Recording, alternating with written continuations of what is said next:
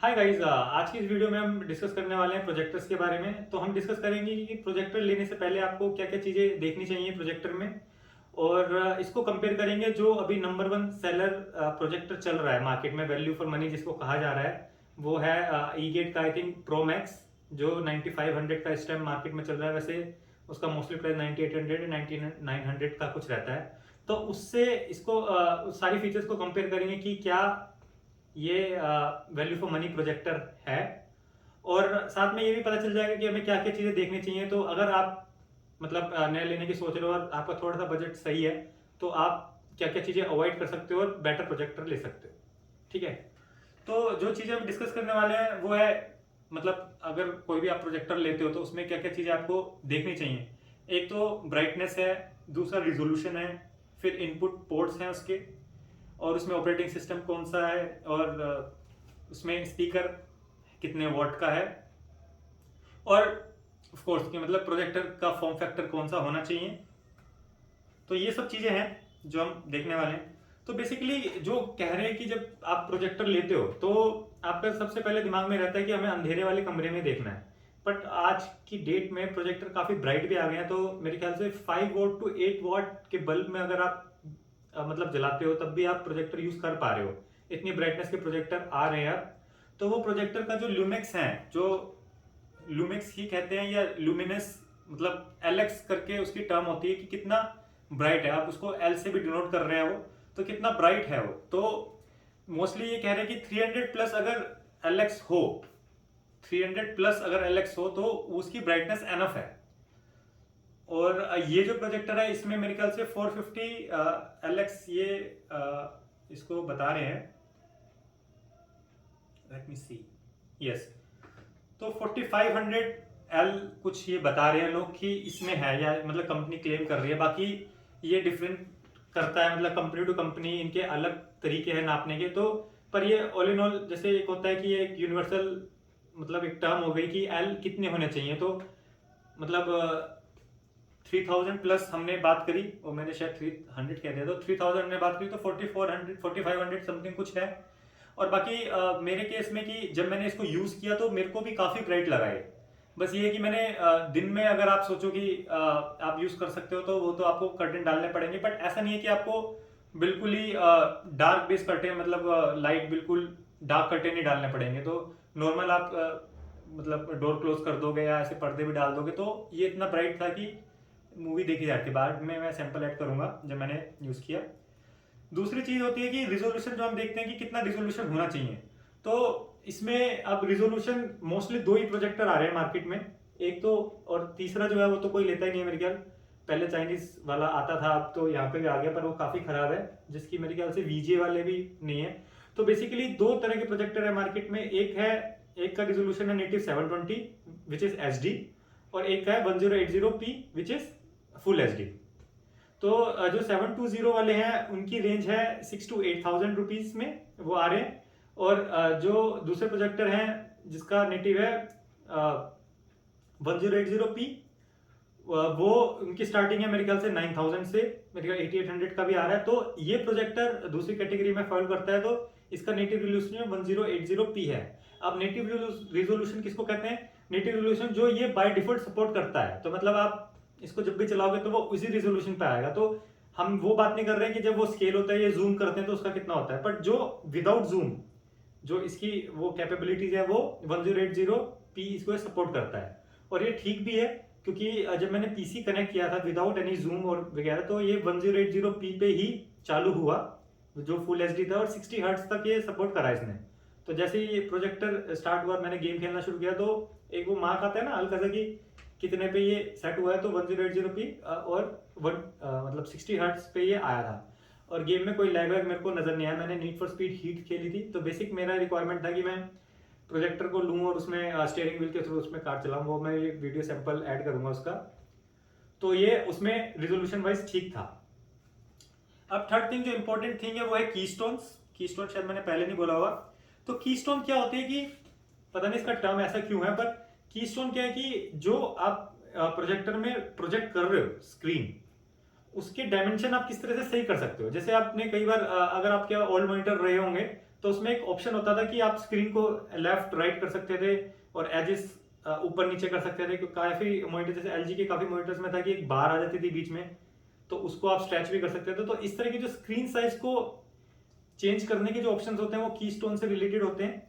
तो इसमें जो होना चाहिए, मतलब आइडियली होना चाहिए, वो 4D कीस्टोन बहुत जरूरी है। रीजन क्या है कि मतलब मोस्टली क्या होता है कि उसकी जरूरत कहाँ आती है, जब भी आपको प्रोजेक्टर जैसे या तो साइड में लगाना हो तब आपको जरूरत पड़ेगी, या आपको किसी हाइट पे लगाना हो, जैसे ऊपर नीचे, जैसे मान लो नीचे लगाना हो और ऊपर प्रोजेक्ट करना हो, तो उन केसेस में आपको वो एंगल सेट करना पड़ेगा। क्योंकि होता क्या है कि जो आइडियल पोजीशन है प्रोजेक्टर की वो ऐसे ही है। अगर आपको ध्यान हो तो कि जैसे आप कॉलेजेस में जाते थे या कहीं पे भी देखोगे आप, या तो वॉल माउंटेड होते थे तो बिल्कुल परपेंडिकुलर होता था वॉल के, जहां पे भी प्रोजेक्ट कर रहे हैं स्क्रीन को, है ना। तो वो चीज होती है तो फिर तो कोई दिक्कत नहीं है। तो वो उसमें 2D कीस्टोन भी हो जाता है। 2D कीस्टोन में क्या होता है कि आपके जो प्रोजेक्ट है वो या मतलब ये ऐसे या ऐसे इसी तरह से आप मूव कर सकते हो, वो आप ऐसे या ऐसे आप स्ट्रेच नहीं कर सकते हो स्क्रीन को। और इस प्रोजेक्टर की अगर बात करें तो इसमें 2D कीस्टोन है। तो अगर आपकी ऐसी रिक्वायरमेंट है जो जिसमें आपको कॉर्नर से आप प्रोजेक्ट करना हो, तो ये प्रोजेक्टर बिल्कुल खराब है, बिल्कुल बेकार है। क्योंकि मेरे पास मल्टीपल लोकेशन थे जहां पे मैं यूज करना चाह रहा था, तो मेरे सिर्फ एक ही लोकेशन पे मैं यूज कर पाया, जो मेरा बाहर वाला रूम है जिसमें सोफे आगे लगे हुए हैं, तो पीछे प्रोजेक्टर ऊपर करके जैसे ट्राइपॉड में माउंट कर तो ये आराम से सही माउंट मतलब सही प्रोजेक्ट कर रहा था। बट जैसे ही मैंने इसको साइड करा, जैसे कई कई जैसे मेरे पीसी पे मैंने यूज करने की कोशिश की, तो मतलब सामने नहीं रह सकते आप, तो साइड में जाकर फिर वही उसकी ऊटपटांग सी इमेज डिस्टोर्ट सी होती है, तो वो थोड़ा सा डाइसी हो जाता है। डाइसी क्या मतलब, वो यूज करने लायक ही नहीं होता। क्योंकि अब आप सोचोगे टीवी आप ले रहे हो कि उसकी हाइट एक तरफ से इतनी बड़ी है और एक तरफ से इतनी छोटी है, तो बड़ी ऑकवर्ड सी स्क्रीन बनती है। अगर फ्री में मिल रहा तो अलग बात है, बट अगर आप पैसे खर्च कर रहे हो तो वो चीज पे नहीं जाना चाहोगे। तो कीस्टोन में आपका ये नहीं चलेगा। उसमें भी सिचुएशन स्पेसिफिक रिक्वायरमेंट है कि अगर आपको कॉर्नर में आपको लगता है कि कहीं पे भी आपको कॉर्नर पे ये यूज करना पड़ सकता है, तो आप इसको बिल्कुल भी मत लेना। इसका जो अपर मॉडल है, जो मेरे ख्याल से ऑलमोस्ट 2,500-3,000 रुपये महंगा है, उसमें 4D कीस्टोन अवेलेबल है, तो वो आप ट्राई कर सकते हो। थर्ड चीज है रिजोल्यूशन, हमने डिस्कस कर लिया। थर्ड चीज है आपकी इनपुट आउटपुट पोर्ट। तो इनपुट आउटपुट पोर्ट में आपको क्या क्या देखना चाहिए। सी अगर आपकी मल्टीपल रिक्वायरमेंट है, मतलब आपका प्रोजेक्टर है और आपको लगता है कि हाँ स्विचिंग बहुत जरूरी है, तो मेरे ख्याल से इस तरह के प्रोजेक्टर लो जिसमें वीजे पोर्ट भी हो, ताकि पीसी के लिए एक अलग इनपुट रहे हमेशा। और ये मिसकंसेप्शन है कि वीजे में फुल एचडी नहीं चलता है, तो वीजे भी फुल एचडी सपोर्ट करता है। तो आप वीजे में पीसी चला सकते हो, बस उसमें साउंड नहीं आएगा, साउंड आपका फिर पीसी से आएगा। बाकी फिर एचडीएमआई पोर्ट आपके फ्री हो जाएंगे। बाकी काफी प्रोजेक्टर आ रहे हैं जिसमें सिर्फ एक ही एचडीएमआई पोर्ट है, तो मेरे हिसाब से आप इसको बिल्कुल अवॉइड कर सकते हो। क्योंकि काफी मैंने रिव्यूज पढ़े जिसमें एक बहुत ही डिस्टर्बिंग कमेंट था, जिसमें कह रहे थे कि एचडीएमआई पोर्ट ने चलना ही बंद कर दिया है। और इन प्रोजेक्टर की अगर बात करें तो इनका सर्विस सेंटर जो है बहुत ही वाहियात है। ये बिल्कुल भी एंटरटेन नहीं करते। आप कोई भी कंपनी ले लो, चाहे ईगेट ले लो या और भी बू10 मतलब अलग अलग टाइप के जो वॉइस टेक और पता नहीं कौन कौन से ब्रांड है, तो इसका क्योंकि सारे चाइनीज मार्केट से इंपोर्ट करे हुए हैं, तो इनका कोई सर्विस सेंटर है ही नहीं। तो आप सोच सकते हो कि अगर एचडीएमआई पोर्ट ही नहीं हुआ और उसमें एक्चुअली एक ही पोर्ट आता है, तो ये बिल्कुल यूजलेस हो जाएगा। तो उस वजह से सिर्फ मैं कहूंगा कि 2 एचडीएमआई पोर्ट वाले जरूर लेना ये प्रोजेक्टर। और अगर वीजे आ रहा है तो ये तो और भी अच्छा है, क्योंकि एचडीएमआई टू वीजे भी कन्वर्टर आते हैं मार्केट में। तो जितने ज्यादा पोर्ट हो उतना ज्यादा आपकी क्या बोलते हैं पॉसिबिलिटी बढ़ेगी इसको और ज्यादा यूज करने की। तो ये एक चीज है। तो एटलीस्ट 2 एचडीएमआई पोर्ट बहुत जरूरी है, और 2 यूएसबी पोर्ट भी मिल जाए तो और भी अच्छा है। पर एक यूएसबी पोर्ट से भी काम चल जाएगा, जो कि मोस्टली हम फायर स्टिक को पावर देने के लिए यूज करते हैं। तो ये हो गया। अब चौथा आ गया हमारे पास ऑपरेटिंग सिस्टम। तो ऑपरेटिंग सिस्टम में क्या है कि एंड्रॉइड ही आ रहा है। और एक बात ध्यान रखना, जब हम एंड्रॉइड की बात कर रहे हैं तो वो फायर स्टिक वाला एंड्रॉइड नहीं है, वो सर्टिफाइड एंड्रॉइड बिल्कुल भी नहीं है। तो मोस्टली मैंने एक वीडियो बनाई थी जो किसी ने नहीं देखी शायद, पर मेरे को बनानी थी तो मैंने बनाई। तो क्या है कि जो इनके चाइनीज एंड्रॉइड मतलब जो सर्टिफाइड एंड्रॉइड नहीं है टीवी के लिए, उसमें क्या होता है कि जैसे नेटफ्लिक्स है उसमें आप ऑडियो नहीं चेंज कर पाते हो, और जैसे जी तो बिल्कुल भी नहीं चलता है, सोनी लिव में भी प्रॉब्लम है, हॉटस्टार में भी इतनी बड़ी मेन्यू आ जाते हैं। तो वो काफ़ी प्रॉब्लम है। प्राइम वीडियो ठीक चलता है, नेटफ्लिक्स भी चल जाता है, बस वो ये कि ऑडियो स्विचिंग में बहुत नाइटमेयर है, तो वो सर्टिफाइड नहीं है। तो आप अगर ये सोचो कि आप प्रोजेक्टर लोगे, एंड्रॉयड बेस्ड लोगे, तो आपकी रिक्वायरमेंट खत्म हो जाएगी। तो ऐसा नहीं है, आप मतलब ये आपका नाइटमेयर बन सकता है, पर ये है कि उसमें फिर मिरर कास्ट वगैरह ऑप्शन आ जाते हैं। तो ये आप देख लेना कि एंड्रॉयड सर्टिफाइड कोई मिल जाए आपको प्रोजेक्टर। बाकी मेरे को तो मार्केट में मिला नहीं, तो आप सर्च कर सकते हो उस बारे में। पर यह है कि जो नेटिव एंड्रॉयड आ रहे हैं, और मैं ये बात कर रहा हूँ कि सारी प्रोजेक्टर में मैंने शॉर्टलिस्ट किए थे, आई थिंक 25,000 रेंज तक के प्रोजेक्टर मैंने शॉर्टलिस्ट किए थे, बट कहीं पे भी मेरे को सर्टिफाइड एंड्रॉयड नहीं मिला। तो ये चीज है कि आप सोच लेना उस बारे में, या वीडियोस भी देख लेना किसी ने बनाई हो तो, जो सर्टिफाइड एंड्रॉयड सिस्टम नहीं होते उसमें किस तरह से एप्लीकेशन चलती है। बाकी आप मेरी वीडियो देख सकते हो, मैंने एक एंड्रॉयड टीवी बॉक्स लिया था, मतलब अली बाबा से ही मंगवाया था मैंने। तो उसके स्पेक्स तो बहुत अच्छे थे, बट यहाँ की जो एप्लीकेशंस थी वो बहुत ही मतलब वियर्ड तरीके से चलती थी इधर। तो वो थोड़ा सा एक केस है, वो ध्यान रखना बस। बाकी एक ये है कि जब भी आप 4D कीस्टोन के लिए जाओगे तो आपको एंड्रॉयड वाला प्रोजेक्टर ही लेना पड़ेगा। कोई एक आधे प्रोजेक्टर ऐसा है जिसमें एंड्रॉयड नहीं है पर 4D कीस्टोन सपोर्ट करता है, तो ये एक चीज है। और 4D कीस्टोन याद है ना क्या था कि 4 डायमेंशनल कीस्टोन है, कि आप हर जगह से आप उसको स्क्रीन को एडजस्ट कर सकते हो, और उसमें पॉइंट मिलते हैं 1 2 3 4, तो हर एक कॉर्नर को भी आप स्ट्रेच कर सकते हो, जो कि बहुत जरूरी है अगर आपको ये साइड में रखना हो। और ई गेट के प्रोजेक्टर में खासकर इन्होंने स्पेशली मेंशन किया कि एनी कॉर्नर प्रोजेक्टर है ये, कि मतलब ये नहीं है जो उनके मार्केटेड हैं, जो मेरे ख्याल से 12,900 ओके 13,000 से मेरे ख्याल से 30,000 तक का उनका प्रोजेक्टर आ रहा है, जिसमें एनी कॉर्नर का इन्होंने स्पेशली शो कर रखा है। तो मेरे और वैसे 4D कीस्टोन जहां पे भी प्रोजेक्टर में मेंशन है वो एनी कॉर्नर प्रोजेक्टर ही होते हैं, क्योंकि उसमें आप स्क्रीन कर सकते हो। बट जैसा मतलब लोगों ने बोला कि कॉर्नर्स में आपको वो मिलेगा ही, थोड़ा सा ब्लर आता है, तो टेक्स्ट रेंडरिंग में इतने सही नहीं है। बाकी एक चीज जो आप कंसिडर कर सकते हो, स्पीकर। अब ये एक फैंसी टर्म आ गया कि डोल्बी करके, कि वो साउंड सर्टिफिकेशन सर्टिफाइड स्पीकर्स होते हैं, तो ये काफी प्रोजेक्टर्स में अब आ रहे हैं, तो आप वो भी कंसिडर कर सकते हो अगर आप सोच रहे हो। अब आप कहोगे नहीं यार हमें तो टीवी पे स्पीकर सुनने की आदत है, तो या हम एक्सटर्नल लगा लेंगे, पर ट्रस्ट में एक स्पीकर हो अगर प्रोजेक्टर में तो काफी सही रहता है। क्योंकि मोस्ट ऑफ द टाइम क्या होता है कि हम बस जब लगाना होता है, मैं भी जैसे मैंने भी अभी काफी स्विचिंग कर रहा हूँ मैं एक दूसरे कमरे में, तो एक मेरे को इसमें नीड लगी कि एक स्पीकर होता तो मेरा काम चल जाता, मतलब इवन 10 वॉट का भी स्पीकर चल जाता है। क्योंकि होता क्या है कि जो प्रोजेक्टर होता है हमारे सर के ऊपर ही लगता है या आसपास लगता है, तो उसकी स्पीकर की जो वॉल्यूम होता है वो एनफ होती है 10 वॉट की, एज कम्पेयर टू जो भी अगर जैसे टीवी के स्पीकर होता है वो काफी दूर होता है, मतलब 5 फीट की दूरी पे होते हैं, तो उधर से वो साउंड फेंकते हैं, तो वो फिर भी थोड़ा सा लाउड 20 वोट तक का भी हम ठीक है कहते हैं सही है, पर जब वो सर पे लगे होते हैं तो 10 वोट भी एनफ रहता है।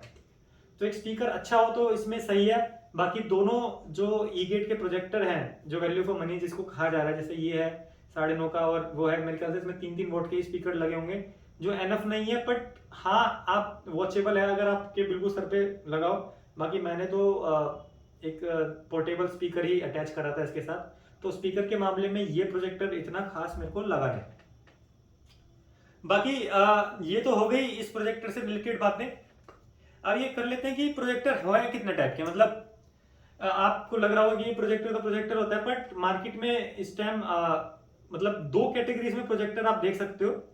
एक है कि किस टेक्नोलॉजी पे प्रोजेक्टर बेस है, तो एक तो जैसे एलसीडी हो गया, और दूसरा हो गया डीएलपी प्रोजेक्टर्स, और दूसरा है फॉर्म फैक्टर, कि एक तो जैसे इस तरह से लेटा हुआ जो हॉरिजॉन्टल प्रोजेक्टर होता है, एक होता है वर्टिकल जो ऐसे खड़ा होता है प्रोजेक्टर, मतलब इस तरह से खड़ा होता है, ये जैसे ऐसे ऐसे है और वो ऐसे खड़ा हुआ, तो वर्टिकल खड़ा हुआ, हॉरिजॉन्टल ऐसे बैठा हुआ, तो इस तरह के 2 प्रोजेक्टर है। तो इसके बारे में डिस्कस कर लेते हैं। जो 2 टाइप्स है जो टेक्नोलॉजी के बेस पे, एक एलसीडी और एक डीएलपी। अब मेरे को इतना टेक्निकल नॉलेज तो नहीं है इन दोनों प्रोजेक्टर मतलब एक्चुअली वर्क कैसे करता है, बट एक मोटा मोटा मैं बता देता हूँ डिफरेंस। की एलसीडी प्रोजेक्टर हैं वो टेक्स्ट रेंडरिंग में इतने अच्छे नहीं है, वो इतने शार्प नहीं होते। तो अगर आप जैसे मैंने भी इसमें देखा था, अगर आप इसको रीडिंग पर्पस के लिए सोच रहे हो तो आपको एक बार और सोचना पड़ेगा, क्योंकि इसमें टेक्स्ट रेंडरिंग काफी ब्लरी आपको नजर आएगी over the period of time. और वैसे भी जब आप प्रोजेक्ट करते हो तो जो मिडल स्क्रीन है वो तो आपके शार्प है, पर जब कॉर्नर्स में जाएगी ना, तो जब उसको पढ़ नहीं पाओगे, जैसे मैंने गेम खेली थी तो उसमें जो कॉर्नर्स है, क्योंकि मोस्टली प्रोजेक्टर्स में आप कितना भी महंगा ले लो कॉर्नर्स ब्लर आते ही आते हैं, तो उस केस में ये एलसीडी प्रोजेक्टर फेल हो जाता है टेक्स्ट रेंडरिंग के मामले में। बाकी ये क्लेम करते हैं कि हम पीपीटी चला देते हैं इसमें, आप पीडीएफ रीड कर सकते हो, बट मोस्टली वो है कि जो मिडिल वाले सेक्शन है वही शार्प है, रीडेबल है, बाकी मेरे को इतना कुछ खास लगा नहीं। बाकी मैं इसी प्रोजेक्टर की टेस्टिंग करा है मैंने कोई महंगा प्रोजेक्टर अभी टेस्ट नहीं करा है, तो उस केस में मैं कुछ कह नहीं सकता उस बारे में। बाकी ये एक केस है, और जितने भी यूनिवर्सिटीज हैं और कॉलेजेस हैं या सेमिनार्स होते हैं उसमें मोस्टली डीएलपी प्रोजेक्टर्स ही लगते हैं। और आपने नोटिस किया होगा कि सोनी डीएलपी मतलब सोनी, बेंक्यू और मेरे ख्याल से व्यू सोनिक, इस तरह के प्रोजेक्टर ही आपको दिखे होंगे, मतलब और कोई प्रोजेक्टर जैसे ये ईगेट वगैरह के प्रोजेक्टर कम ही देखने को मिलेंगे वहां पे। कुछ रीजन है कि ये अभी भी मार्केट में है, वो बहुत साल से मार्केट में है, बट उसका एक मेन फैक्टर है कि डीएलपी द ब्राइट मतलब डीएलपी जो प्रोजेक्टर है are the brightest projectors in the market. तो डीएलपी की ब्राइटनेस बहुत ज्यादा है, तो जितना भी ये क्लेम कर ले, मान लो ये कहते हैं कि 7800 एल लूमेक्स इनकी ब्राइटनेस है और डीएलपी प्रोजेक्टर कहता है कि 3000 टू 4000 है, बट स्टिल अगर आप दोनों को कंपेयर करोगे ना तो आपको डीएलपी ही ज्यादा शार्प लगेगा। बट उसमें क्या प्रॉब्लम है डीएलपी में कि जो वो व्यूइंग है, मतलब जो वीडियो व्यूइंग है वो इतनी अच्छी नहीं है उसमें। मतलब कई कई लोगों ने क्लेम किया, मैंने वीडियो देखी कि उसमें आपको एक ऐसे लाइन सी दिखती है, रेनबो कलर्स दिखते हैं, जो थोड़ा सा एक्सपीरियंस ऊट-पटांग सा कर देता है। अब एक तो केस ये हो गया कि अगर आपको टेक्स्ट रेंडरिंग के लिए मतलब रीडिंग पर्पस के लिए चाहिए प्रोजेक्टर, ऑफिस यूज के लिए चाहिए, तो आप डीएलपी प्रोजेक्टर लो, वो जो कि बहुत कॉस्टली है। मैंने शॉर्टलिस्ट करा था डीएलपी प्रोजेक्टर, तो बेंक्यू के थोड़ा वैल्यू फॉर मनी आए थे, मेरे ख्याल से 35,000 से स्टार्टिंग थी बेंक्यू की प्रोजेक्टर थी, और वो वर्ल्ड के ब्राइटेस्ट प्रोजेक्टर्स में से एक है। और बाकी एलसीडी प्रोजेक्टर की बात करें तो इसके भी काफी ब्राइट आते हैं, मतलब अगर आप 30,000 तक का प्रोजेक्टर लो तो वो मेरे ख्याल से 10,000 एल तक जा रहा है, जो शायद इसके मुकाबले का होगा, बट आई डोंट नो। मतलब जो डीएलपी है वो टेक्स्ट रेंडरिंग के लिए अच्छा बताया है, तो हम डीएलपी में गए तो ये मीडिया कंज्यूम के लिए नहीं है, मतलब मीडिया कंजप्शन अगर आप डीएलपी प्रोजेक्टर पे सोच रहे हो तो वो ऐसा बता रहे हैं कि इतना सही नहीं है।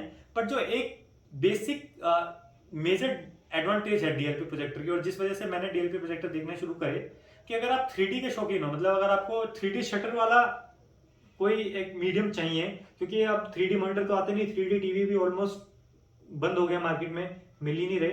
तो अगर आप 3D मीडिया कंज्यूम करना चाहते हो जो कि एक्टिव शटर ग्लासेस के लिए यूज होता हो, जैसे उसमें क्या होता है कि आपके दो ग्लासेस होते हैं और वो ग्लास में पावर होती है, तो क्या करता है जब प्रोजेक्टर मतलब जब स्क्रीन चलती है तो वो सिग्नल भेजती है, तो उसके हिसाब से कौन सी आई का ग्लास ऑन होना है, कौन सा का ऑफ होना है, तो इस तरह से कुछ मैकेनिज्म बहुत हाई टेक मैकेनिज्म लगा होता है उसमें। तो उस तरह के जो प्रोजेक्टर है डीएलपी में ही वो टेक्नोलॉजी है, वो एलसीडी में है ही नहीं 3D शटर टेक्नोलॉजी जो है।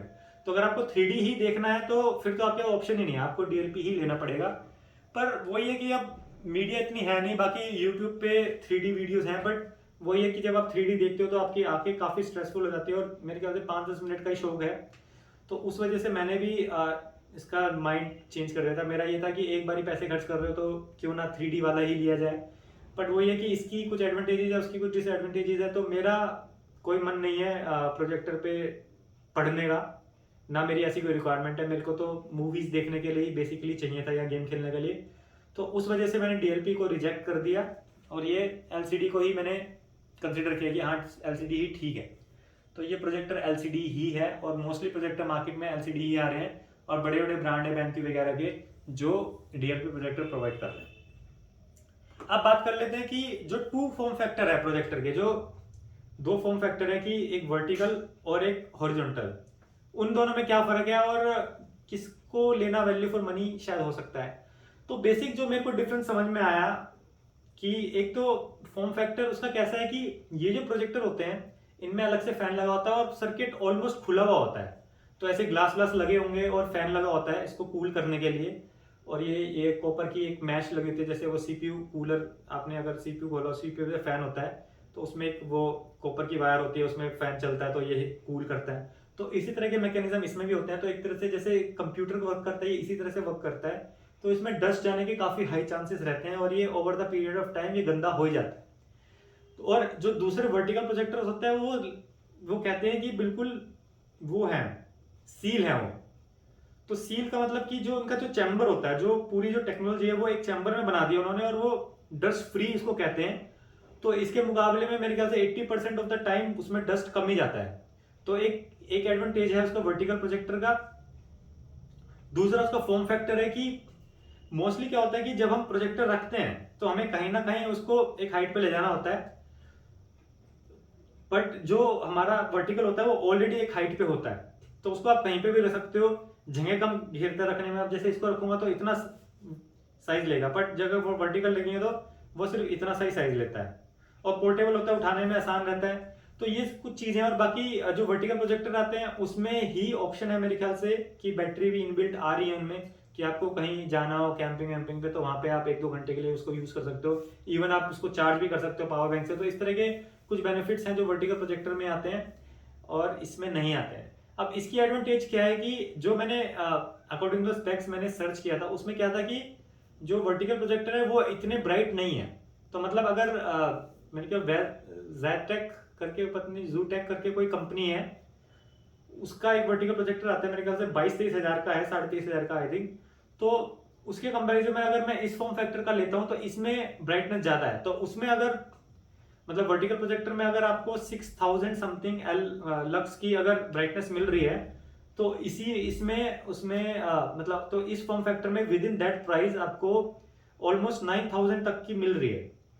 तो मतलब 3000 प्लस ब्राइटनेस इसमें ज्यादा है। तो ये एक चीज है कंसिडर करने वाली। तो आप ये सोच लेना कि भाई आपको क्या चाहिए, आपको डस्ट प्रूफ चीज चाहिए तो मतलब मोटा मोटा एक यही डिफरेंस था कि डस्ट प्रूफ अगर चाहिए आपको तो आप वो वाला प्रोजेक्टर देख लो, अगर आपको डस्ट प्रूफ नहीं चाहिए तो आप ये वाला प्रोजेक्टर देख लो। तो ये एक था। और बाकी जो कीस्टोन की बात कर लेते हैं, थोड़ा सा और ज्यादा डिस्कस करते हैं कि कीस्टोन में और कितनी वैरायटीज आ रही है। अब कीस्टोन क्या है कि जो आपने देखा होगा इसमें व्हील होते हैं, तो दो तरह के फोकस हैं। जो मतलब आपको एंगल सही करने के लिए, मतलब जो स्क्रीन है उसको सही करने के लिए जो हम यूज करते हैं, और सेम चीज जो आपका वो डीएसएलआर कैमरा होता है उसमें भी आप जैसे यूं यूं करते हो तो वो फोकस करता है। और जैसे अब हमारे ये वाले कैमरे हैं फोन में, इसमें भी जब आप फोकस करते हो तो अंदर इंटरनली वो इस तरह से फोकस करता है। तो सेम चीज इनमें भी लगी होती है। तो एक तो होता है आगे पीछे करने का, और एक होता है टिल्ट वाला जो ऑप्शन होता है उससे फोकस होता है। तो जब आप इसमें करोगे तो ऐसे होता है। तो टीडी की स्टोन में ये चीजें होती हैं। और 4D की स्टोन में आपका मतलब उसके बेस पे होता है कि आपको सॉफ्टवेयर बेस पे होता है। तो मतलब डिजिटली वो स्क्रीन स्ट्रेच करता है। जैसे आप प्रोग्राम करते हो, जैसे अगर आपने वीएलसी मीडिया प्लेयर भी चलाया हो तो उसमें स्ट्रेच का ऑप्शन आता है, तो वो खींच देता है वो स्क्रीन। तो वो उसमें भी होता है। अब वो कीस्टोन तो एक चीज हो गई। एक है कि ऑटोमेटिक कीस्टोन की एक फीचर आ रही है जो वर्टिकल प्रोजेक्टर में मोस्टली में आ रही है, वो 6D कीस्टोन उसको बोल रहे हैं। उसका क्या कंसेप्ट है कि उसमें क्या है कि वो प्रोजेक्टर लगा हुआ है, उसमें एक छोटा सा कैमरा भी लगा हुआ है। तो उसमें जैसे इस तरह के फीचर्स भी हैं कि जैसे आपकी दीवार है, दीवार में कोई ऑब्जेक्ट आ गया तो ऑब्जेक्ट को डिटेक्ट करता है उसका कैमरा, और फिर आपकी प्रोजेक्टर स्क्रीन ऊपर कर देता है। या आप जैसे अब किसी भी सरफेस, जैसे अब मेरे को जो मेन प्रॉब्लम इसके साथ आ रही है, अब मान लो जैसे मेरा पर्पस है कि मेरे को अलग अलग जगह यूज करना होता है। जैसे कुछ मतलब वीक डेज में मैं अपने बेडरूम में यूज करता हूँ, बाकी वीकेंड पे मैं चाहता हूँ कि मतलब मैं अपने फैमिली के साथ बाहर देखूँ टीवी, तो मैं इसको उठाकर बाहर ले जाता हूँ। या कई बार मेरा गेम खेलने का मन कर जाता है तो उसको उठाकर मैं वहां अंदर ले जाता हूँ। तो प्रॉब्लम क्या आती है कि अलग अलग प्रोजेक्शन में मेरे को अलग अलग सेटिंग करनी पड़ती है, और ये सभी प्रोजेक्टर्स में आपको करनी पड़ेगी अगर आपका एक जगह नहीं रहेगा। तो जैसे अभी मैंने यहाँ से प्रोजेक्ट करा इसको, और उसकी स्क्रीन देखोगे आप तो आप इसको एडजस्ट कर लोगे, पर जैसे ही इसको मैं इधर मूव कर दूंगा, उस वाली दीवार पे करूंगा, तो उसके लिए मेरे को अलग सेटिंग करनी पड़ेगी। बट ये जो प्रॉब्लम है वो 6D की स्टोन या ऑटोमेटिक की स्टोन में ये करनी नहीं पड़ती है। आपको क्या करना है, उधर घुमाओ, वो ऑटोमेटिकली डिटेक्ट करेगा और कर लेगा। और उसमें फिर एक ऑप्शन और आता है कि डिजिटल जूम का ऑप्शन आता है। उसमें जूम में क्या करते हो आपकी उसको आगे पीछे आप जूम कर सकते हो। अब जैसे मान लो ये है, इसमें 75% मतलब 25% आप इसको बड़ा कर सकते हो और छोटा कर सकते हो ना। तो इसमें 75% का है जूम, बाकियों में 50% तक भी किसी किसी प्रोजेक्टर में आ रहा है कि क्या है कि अगर मान लो आपको इतनी डिस्टेंस पे है, और आपको जैसे होता है ना कि इतनी डिस्टेंस पे ही आप रख सकते हो, बट क्या होता है कि जितनी दूर आप रखते हो उतनी बड़ी स्क्रीन बनती है। तो अगर आपको करना हो कि भाई इतनी बड़ी स्क्रीन नहीं चाहिए क्योंकि जगह नहीं, क्योंकि होता क्या है कि आप पीछे रखने की जगह है बट दीवार छोटी है, अब जैसे ये है कि मेरा यहाँ पे इतनी दीवार है, बाकी ये थोड़ी आगे आ गई है, पर मैं रख सकता हूँ प्रोजेक्टर पीछे, तो उसके लिए मेरे को क्या करना है, मेरे को श्रिंक करनी पड़ेगी स्क्रीन। तो इस तरह के भी ऑप्शन आते हैं। तो अगर आपकी इस तरह की रिक्वायरमेंट है, अगर मल्टीपल जगह करनी हो, तो आप 6D कीस्टोन टाइप में भी जा सकते हो। और सॉफ्टवेयर बेसिस हो तो ज़्यादा बढ़िया रहता है, क्योंकि उसमें लेंस आपका नहीं करता, वो डिजिटली इमेज को लेता है और प्रोसेस करता है आपके लिए। तो वो थोड़ा सा जो बोलते हैं उसे कि एफर्ट बहुत लेस हो जाता है। इसमें मेरे हाथ थक गए इसको जूम वूम करने में। और आप सोचो कि अगर आपका रेगुलर बेसिस पे इस तरह का काम है, मतलब आप इधर जा रहे हो उधर जा रहे हो, तो मेरे को तो लग रहा है आप व्हील भी तोड़ दोगे। मतलब मेरे को तो लग रहा है कि शायद मैं तोड़ ही देता अगर मैं ये खरीद लेता। तो मैं तो अभी वापस कर रहा हूँ। तो मैं सॉफ्टवेयर बेसिस का जो की स्टोन है, मैं उसी तरह का प्रोजेक्टर अब सोचूंगा लेने की। तो एक ये भी एक कंसर्न है, अगर आप उस तरह का प्रोजेक्टर सोच रहे हो तो मतलब उस तरह की अगर आपकी रिक्वायरमेंट है तो आप वो ले सकते हो। तो एक बार समरी ले लेते हैं कि ये प्रोजेक्टर किन के लिए वैल्यू फॉर मनी और बेस्ट है।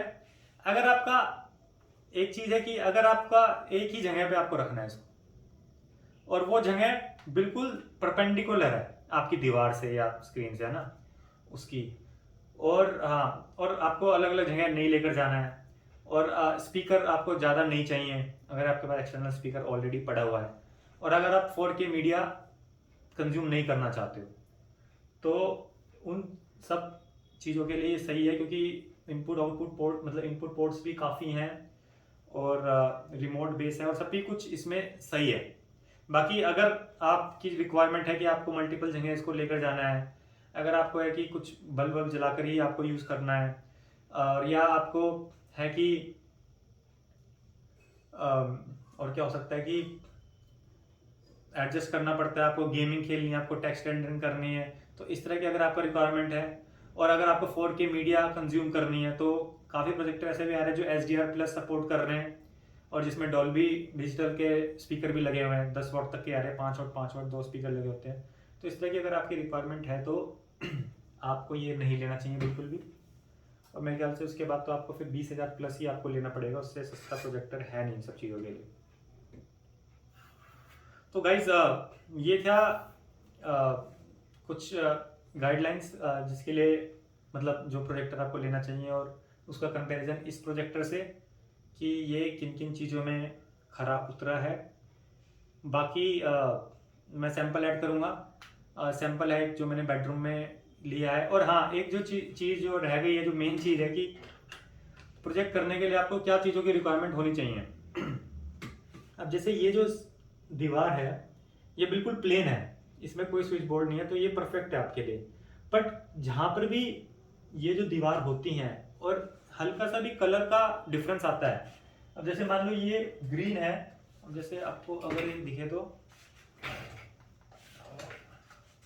यहाँ पर ये थोड़ा सा प्लस्तर उतरा हुआ है, तो पीछे ये ऑरेंज था, तो पहले शायद हमने ऑरेंज करवाया हुआ है, पिंक था, और ये ऊपर ग्रीन है। तो जब आप प्रोजेक्ट करते हो ना, तो यहाँ पे आपको एक अलग सा कलर नजर आने लगेगा। तो इस तरह की चीजें होंगी, जरूर होंगी। तो या तो आप अच्छा सा पेंट करवा कर रखो उस दीवार पे जहां पे भी आपको यूज करना है, या दूसरी चीज है कि आप एक स्क्रीन ले लो। स्क्रीन आ रही है अलग अलग साइज की, और उसको आप देख सकते हो। बट एक बार ध्यान रखना, पहले प्रोजेक्टर लेना बाद में स्क्रीन लेना। मैं ऐसा क्यों कह रहा हूँ, क्योंकि आपकी रिक्वायरमेंट यूज करने के बाद ही आपको पता चलेगी। इसमें 2 मोड होते हैं प्रोजेक्टर में। एक होता है जो उसको कुछ बोलते हैं कि जो स्क्रीन मोड ही होता है वो, कि आपको 4:3 वाला चाहिए। 4:3 होता है परफेक्ट स्क्वायर, और दूसरा होता है 16:9 जो कि वाइड स्क्रीन वाला होता है। तो उसकी स्क्रीन कुछ ऐसे बनती है, पर हाइट छोटी होती है, दूसरे की सेम होती है। तो अगर उस तरह की आप रिक्वायरमेंट देख लेना, और जैसी भी रिक्वायरमेंट बने तो आपको क्या करना है कि आप प्रोजेक्ट कर देखो जोन सी भी दीवार पे आपको लगाना है, उसके फिर डायमेंशन मेजर करना, कितनी स्क्रीन आपको सही लगती है। जैसे मेरे केस में क्या हुआ कि मैं सोचा था कि मेरे को 100 इंच का ही टीवी बनाना है ना। बट जब मैंने देखा मैंने वो लगाया वहां पे, तो मेरे को रियलाइज हुआ कि 78 इंच और 80 इंच तक भी ठीक है, 75 इंच भी ठीक है, मतलब एनफ विड्थ है।